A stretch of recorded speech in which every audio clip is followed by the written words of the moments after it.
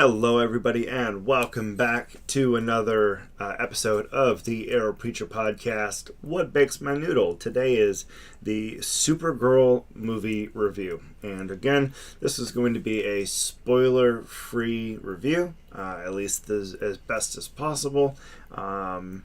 So here, let's start. So what do I think of the movie? As some of you may or may not know, I am a massive superhero love. So if you look up there, you can't really see it, but if you look up there, let's get the light on it. See if there you go. Yeah, there you go. Look, see all the superheroes. I got Batman. I got all the Superman and Supergirls, as many as I've been able to get so far. I've got several.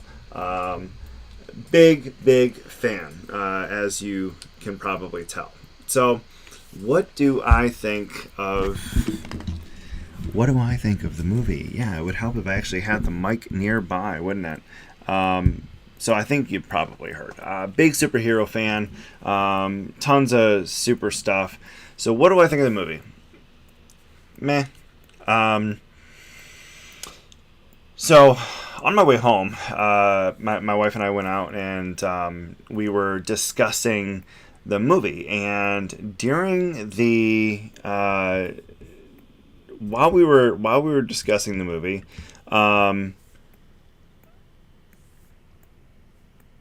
I had said something to her, and she goes, "Oh, that's why it seems so familiar." I had mentioned that James Gunn was the director and that he had directed Guardians of the Galaxy. Well, my wife is not a big movie person. She doesn't watch a bunch of movies.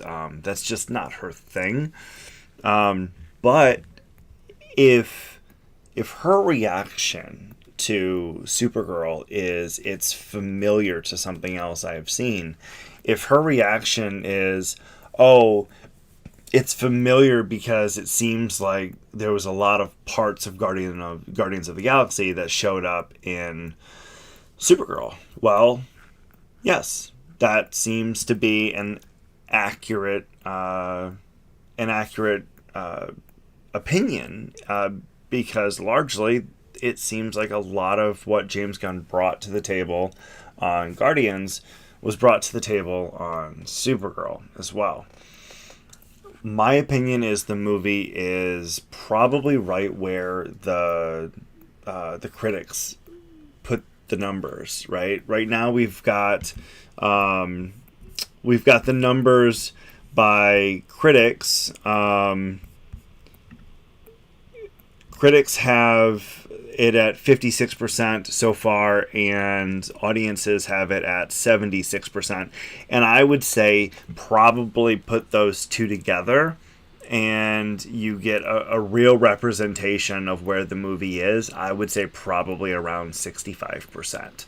And I think 65% is fair, but I think that a lot of what went wrong wasn't the actors or actresses in the film. I don't think this is a Miley issue. I don't think this is a Jason Momoa issue.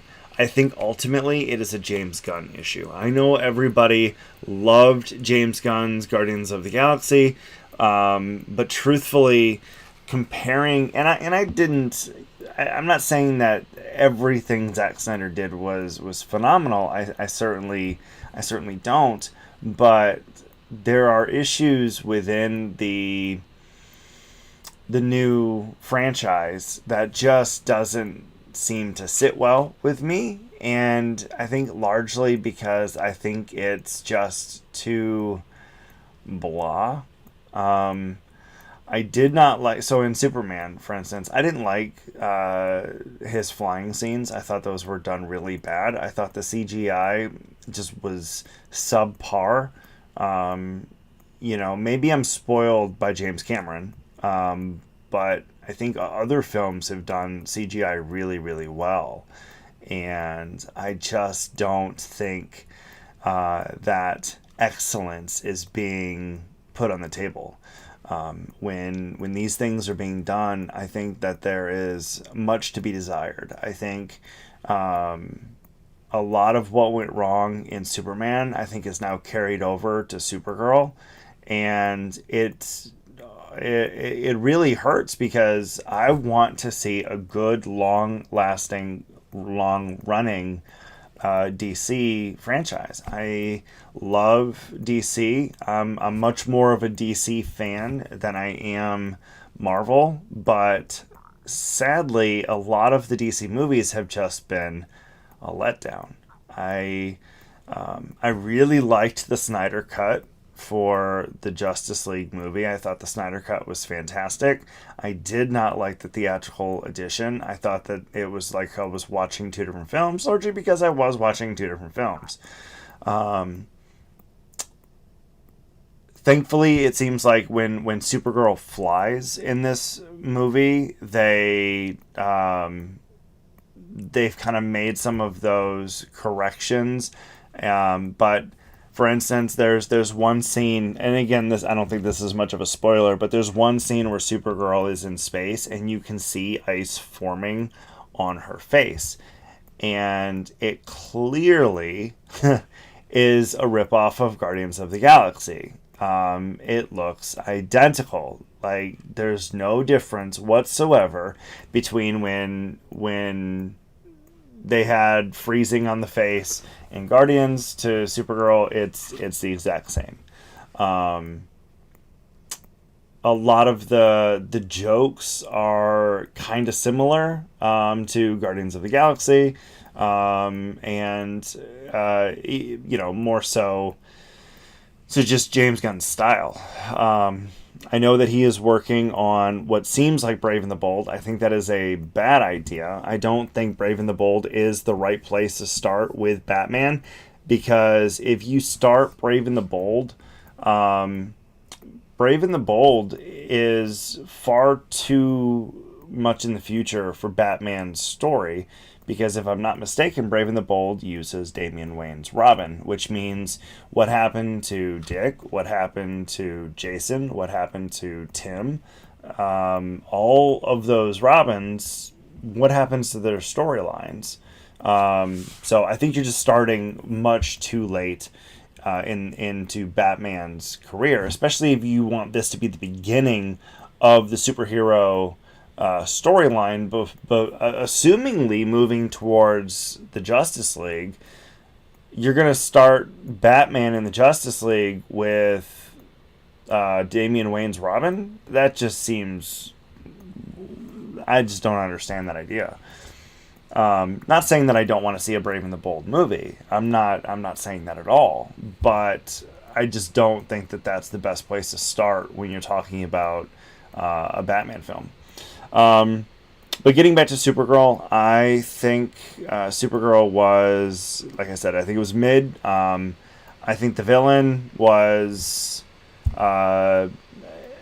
nothing really special. I don't think it was, super high stakes. I don't think it was a big risk. Was it entertaining? Sure. I didn't really get a lot of laughs. The jokes that were put into the film, I didn't laugh at. I didn't think that they were overly funny. I could tell that they were trying to be funny, but I didn't really laugh at them. I just didn't feel a lot of that emotion to it. I didn't feel a lot of highs. I didn't feel a lot of lows.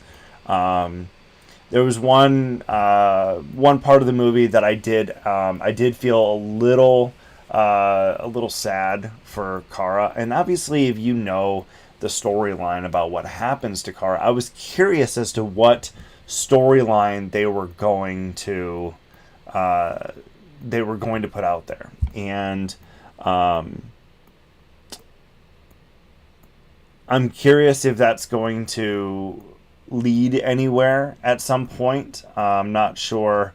I'm not sure if it's going to lead anywhere. It very well could.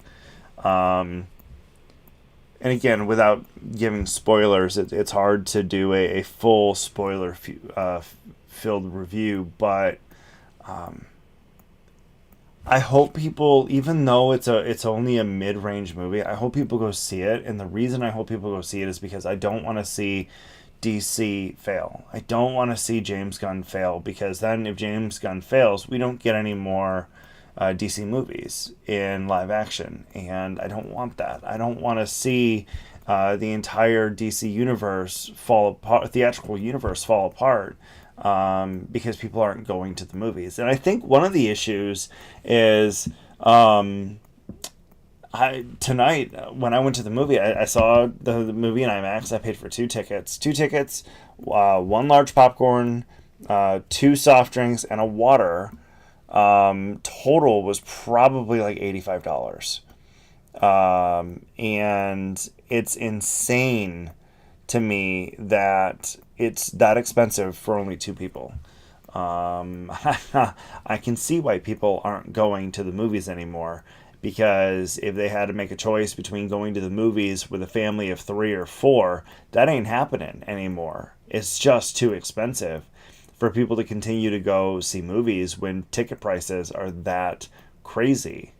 It far beyond inflation. I, for the life of me, do not understand why ticket prices are so expensive.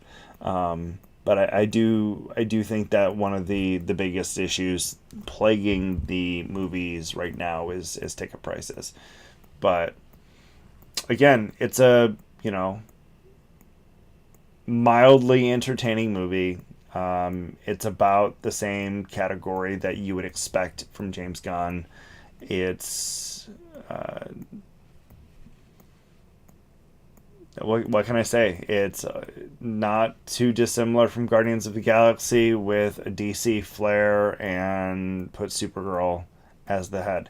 I do think Miley did a fantastic job as Supergirl. I think Miley as Supergirl, she did a really good job. I look forward to seeing her in future films. I look forward to seeing her shine in future films. I know that people kind of got used to Melissa's Supergirl from the CW, and ultimately that's not Supergirl. We know from the comics, if you actually paid attention to the comics, Supergirl's dealing with some post-traumatic stress, right? She's old enough to see Krypton destroyed. She's old enough to have known her family. She's old enough to have had friends. And to watch her entire planet die because she's old enough to witness that. And then she's sent off to a place where she doesn't know the language. She doesn't have she doesn't have the same upbringing that Clark had on Earth, and she feels like an outsider.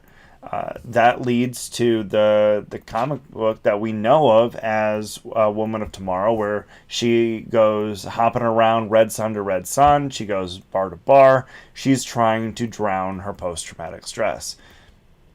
I think as far as adaptations goes, sure, they told that story, and that's fine.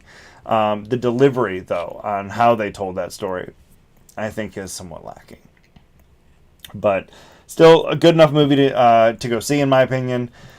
Don't keep your bar super high, otherwise you'll be let down. But if DC fans don't go, then if we continue to see these films be substandard as far as the financial returns, we're going to see ourselves hurting as far as hurting our own base.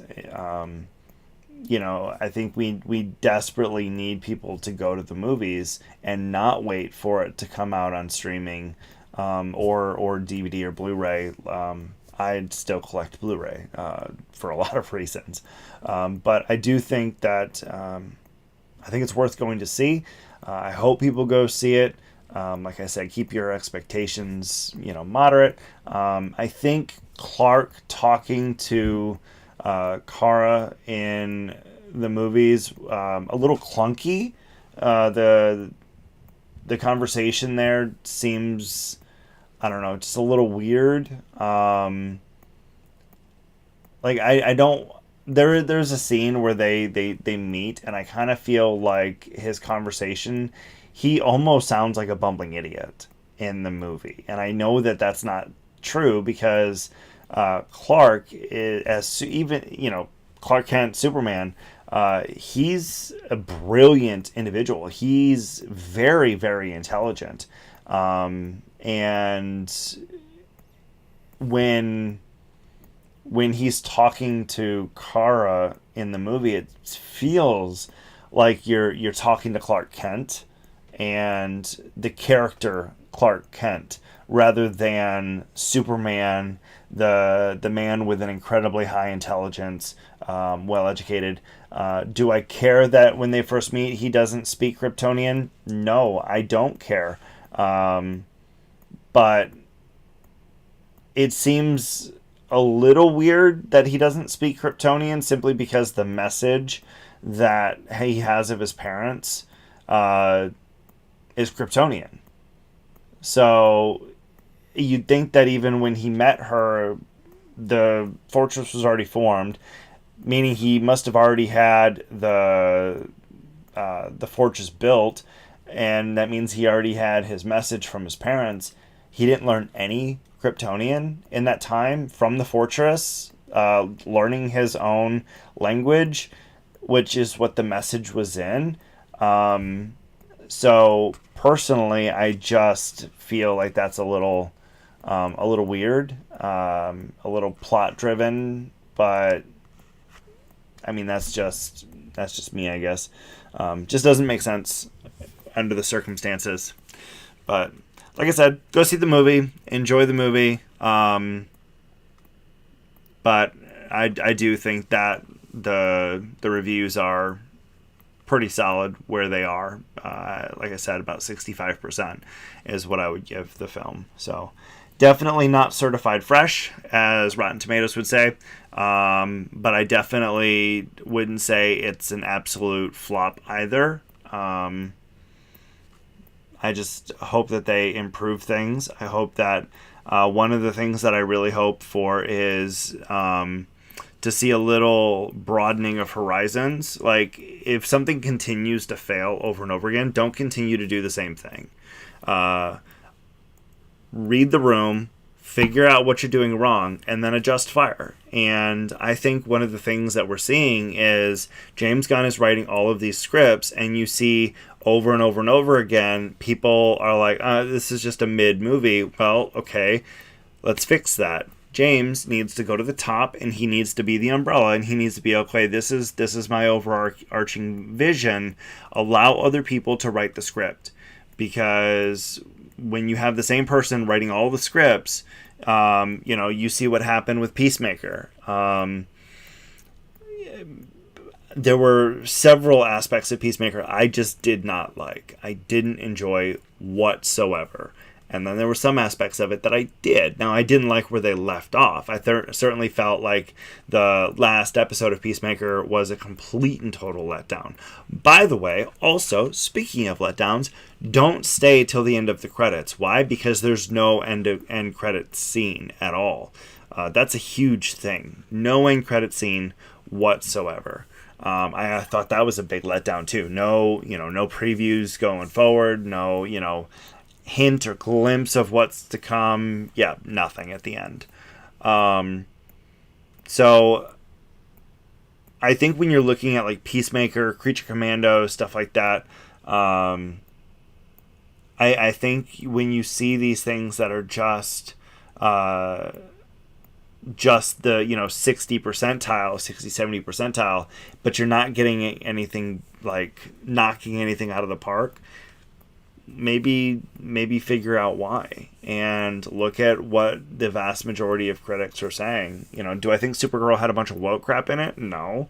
I didn't see a bunch of woke crap, but at the same time, it just wasn't the best script ever written. And again, CGI, crypto, the crypto for CGI, you could definitely tell crypto was CGI. He looked like a CGI dog the entire time, and it's just a lot of CGI issues. CGI issues, conversation issues. You know, I will say Jason Momoa killed it as Lobo. His look, the way that they made Lobo look, beautiful, absolutely beautiful. I could not do it any better than what he looks like. He is phenomenal the way he looks. Even Miley's suit. One of the things I don't know a lot of people know about is, but Miley's cape is actually made of the same. From what I read, it's the same fabric as Christopher Reeve's cape. So kind of paying homage to Christopher Reeves, and I thought that was beautiful, and I really liked the idea that they said, okay, how can we continue to use use this fabric that they have, and they moved it into her cape, and I think it is beautiful. Her suit, I think her suit looks great. I didn't have a single problem with the suit. I thought it was fine. I wouldn't mind if they made some tweaks along the way as things progress. Maybe the suit is adjusted in the future to continue to improve on the suit as time goes on. Much like Batman improves his suit as time goes on. I hope that that's something that they do. But like I said, largely, the same as Superman. I hope that they fix some of the conversations, the way people talk to one another, make that a little bit more natural. I really hope they fix the CGI issues going forward. And I just want to see some. I just want to see some of this coming together and being able to see how all of it plays together, because right now it seems very disjointed. Nothing really seems to be fitting with anything else. But as it is, go see the movie. Let me know what y'all think in the comments if you've seen the movie. Certainly hope to hear from y'all, see if you think my review is accurate or not. And as always, go in peace, go in love, live long and prosper. Stay out of trouble, everybody.